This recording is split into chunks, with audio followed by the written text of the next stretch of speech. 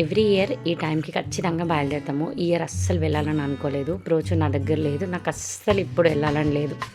కానీ దేవుడు మన ఎదురుగా వచ్చి, నేను దేవుడిని నువ్వు రా నా దగ్గరకు అని చెప్పి ఆధార్ కార్డు కానీ సో తన ఏదైనా ప్రూఫ్స్ మనకి చూపించాడు కదా. సో ఎవరో ఒకరి ద్వారా మనల్ని పిలుస్తూ ఉంటాడు. ఈరోజు మా నాన్న నన్ను ఎల్లు అని పుష్ చేస్తూ ఉన్నాడు. ఎవ్రీ ఇయర్ మేము వెళ్తామని మా నాన్నకు తెలుసు. తెలియకపోయినా ఇళ్ళకు వచ్చాక చెప్తాము, ఖచ్చితంగా తెలుసు వెళ్తారని. కానీ ఈ ఇయర్ నేను వెళ్ళొద్దు అని అనుకున్నది ఇలా తెలుసు. నన్ను పుష్ చేసి లేదు నువ్వు వెళ్ళాల్సిందే అని, నేను అస్సలు వెళ్ళను, నాకు అసలు మూడ్ లేదు అని చెప్తే ఇవాళ మా ఇంటికి మొత్తం స్పాన్సర్ మా నాన్నే అయ్యాడనమాట. అదొక పెద్ద షాక్ అనమాట. ఎందుకంటే ఎక్కడికైనా మా నాన్న ఇప్పటివరకు ఇంతగా పుష్ చేయలేదు. సో నేను ఇట్లా బిలీవ్ చేసిన అంటే దేవుడే మనల్ని ఇలా ఇవాళ రారా అని పిలుచుకున్నాడని. మా నాన్న అంత ఫోర్స్ చేయకపోయింటే నేను ఇక్కడికి వచ్చేదాన్ని కాదు. అసలు ఎక్కడికమ్మా ఈ సోదంతా ఏంటి అనుకుంటున్నారా. నేను ఇవాళ టెంపుల్కి వెళ్ళాను. రథసప్తమి రోజు ఎవ్రీ ఇయర్ రథసప్తమికి మేము మా ఇంటి దగ్గరలో ఉన్న టెంపుల్కి ఖచ్చితంగా వెళ్తాము. సో పాలెం టెంపుల్ అనమాట. రథంలో దేవుని ఊరేగిస్తారు. సో తేరు చాలా ఫేమస్. ఎక్కడెక్కడి నుంచో దూరం వాళ్ళందరూ వస్తారు అక్కడికి. నేను కూడా ఎవ్రీ ఇయర్ ఖచ్చితంగా వెళ్తాను. మీకు దేవుని దగ్గర చూపించడానికి ట్రై చేశాను. చూడండి, మీ మనసులో ఉన్న కోరికలన్నీ దేవుడితో చెప్పుకోండి. చాలా పవర్ఫుల్ గాడ్. మీ కోరికలు ఖచ్చితంగా తీరుతాయి. సో ఇప్పుడు ఏం జరిగిందంటే మా నాన్న పుష్ చేయడం వల్ల గుడికి వచ్చాం. ఎవ్రీ ఇయర్ మా నాన్న అసలు చెప్పడు, అసలు వెళ్ళొచ్చాకే చెప్తాము. ఈ ఇయర్ మాత్రం నన్ను పంపించాడు మా డాడీ. సో నేను అనుకుంటా ఎవ్రీ ఇయర్ వెళ్ళాను కాబట్టి దేవుడు ఇయర్ నన్ను ఎలా పిలుచుకున్నాడంటే మా నాన్న రూపంగా నన్ను దా అని. సో వెళ్ళాము, చాలా హ్యాపీగా దర్శనం జరిగింది. అప్పుడు అనిపించింది నిజంగా వెళ్ళుండకపోయింటే మిస్ అయి ఉండేదాన్ని అని చెప్పి. రోజు లేదు, తను రాకుండా నేను వెళ్ళానని తెలిస్తే ఫీల్ అవుతుంది. నన్ను హాస్టల్లో కట్టేసి నాకు మమ్మీ హ్యాపీగా ఎంజాయ్ చేస్తుంది అనుకుంటుంది. సో నేను ఆ రీజన్స్ వల్ల ఇయర్ డ్రాప్ అవ్వాలనుకున్నా, కానీ అస్సలు డ్రాప్ అవ్వలేదు. ఇంకా చక్కగా 2 hours పట్టింది అక్కడి నుంచి చిన్న లైన్ దాటుకొని దేవుడి దగ్గరికి వెళ్ళడానికి.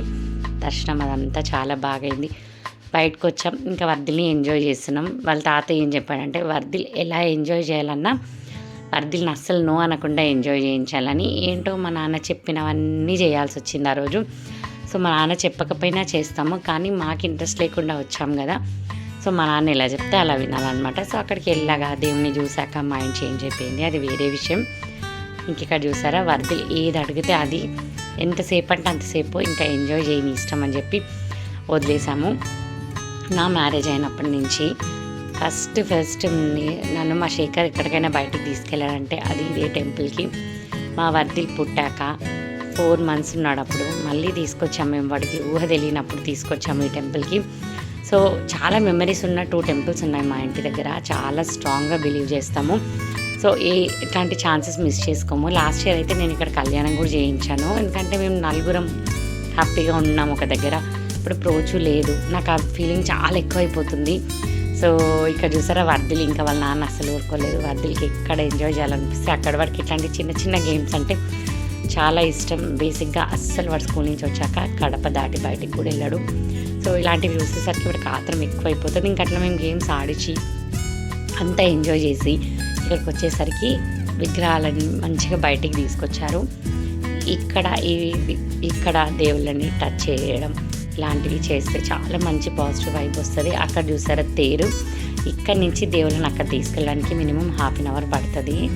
చాలా దగ్గరలో ఉంటారు, కానీ ఊరేగింపు చాలా జనాలు, చాలా భజనలు అవన్నీ జరుగుతూ ఉంటాయి. నాటకాలు వేస్తుంటారు ప్రతి ఒక్కటి. మేము ఇంక అప్పుడు వచ్చి తేరు దగ్గర నిలబడి ఫొటోస్ ఎక్కడికి వెళ్ళినా పక్కన జ్యోతి ఉండాల్సిందే అన్నమాట. ఇంకా అట్లా మేము హ్యాపీగా దేవుడి దగ్గరికి వెళ్ళి చక్కగా దండం పెట్టుకొని ప్రతి ఒక్కటి చూసాము, మీతో కూడా షేర్ చేస్తున్నాము. సో అట్లా అనమాట. నాకు అదే అనిపించింది ఈ ఇయర్. సో మా నాన్న ఎప్పుడు ఏది ఇంట్రెస్ట్గా పిలవలేదు, పంపించలేదు. అలాంటిది ఇక్కడికి వెళ్ళాలి, నేనే వెళ్ళాలంట. మా అమ్మ కూడా వెళ్ళొద్దంట. ఆ రోజు ఎవ్వరు వెళ్ళినా మా నాన్న అంతా సాటిస్ఫై అయ్యేవాడు కాదు, నన్నే వెళ్ళమన్నాడు.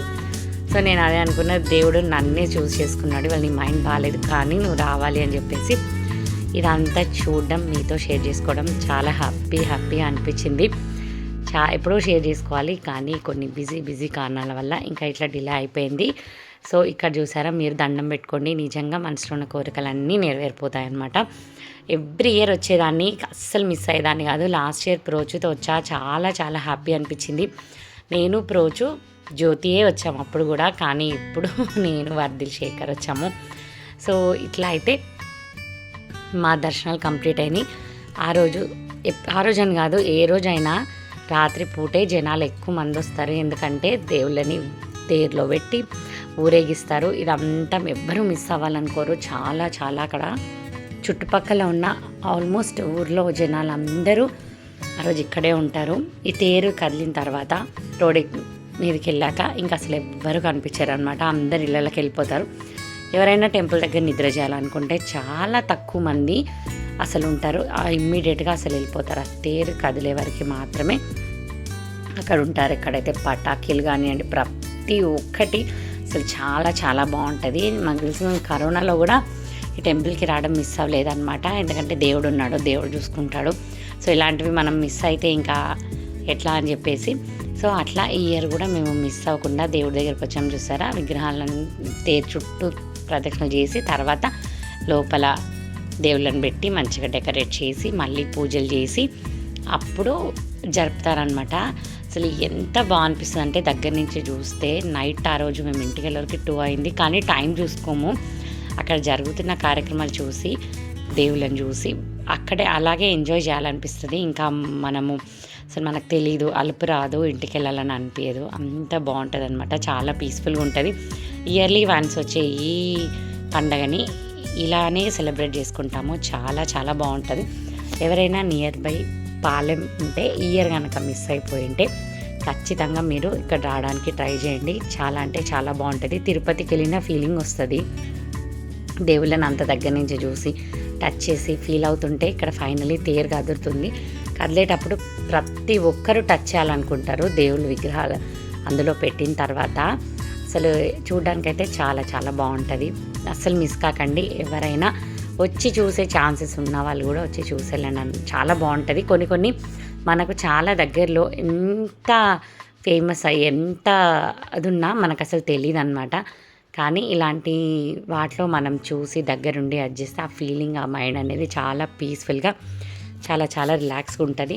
అలా మేము చూసి ఫైనల్గా జరిగి రోడ్డు మీదకి వెళ్ళే వరకు మేము అస్సలు మిస్ అవ్వలేదు. దగ్గర నుంచి చాలా చాలా హ్యాపీగా ఎంజాయ్ చేసి చాలా పుణ్యం మూట కట్టుకున్నాం అనుకున్నాం. అసలు చాలా హ్యాపీ అనిపించింది. ఎందుకంటే ఇది మిస్ అయి ఉంటే నిజంగా చాలా చాలా మిస్ అయిపోయే వాళ్ళము. కానీ ఈ సంవత్సరం కూడా దేవుడు నువ్వు మిస్ అవ్వకూడదు, నువ్వు ఖచ్చితంగా నా దగ్గరికి రావాలి అని నన్ను పిలుచుకున్నట్టు అనిపించింది. సో కారణాలు ఏదైనా ఎంజాయ్ అయితే చేశాము. ఫైనల్గా చూసారా, దేవుడు మనని పిలుచుకోవాలనుకుంటే దేవుడే వచ్చి మనల్ని పిలవాల్సిన అవసరం లేదు. సో ఏదో ఒక రూపంగా డెఫినెట్గా మనల్ని పిలుచుకుంటాడు. సో ఇయర్ అలాగే అనిపించింది నాకు. చాలా మ్యాజికల్ మూమెంట్. ఫైనల్లీ మేమైతే హ్యాపీగా ఇంటికి వచ్చేసాం. ఈ వ్లాగ్ మీకు నచ్చింది అనుకుంటున్నా. నచ్చితే లైక్ చేయండి. Thank you so much for watching. Bye bye.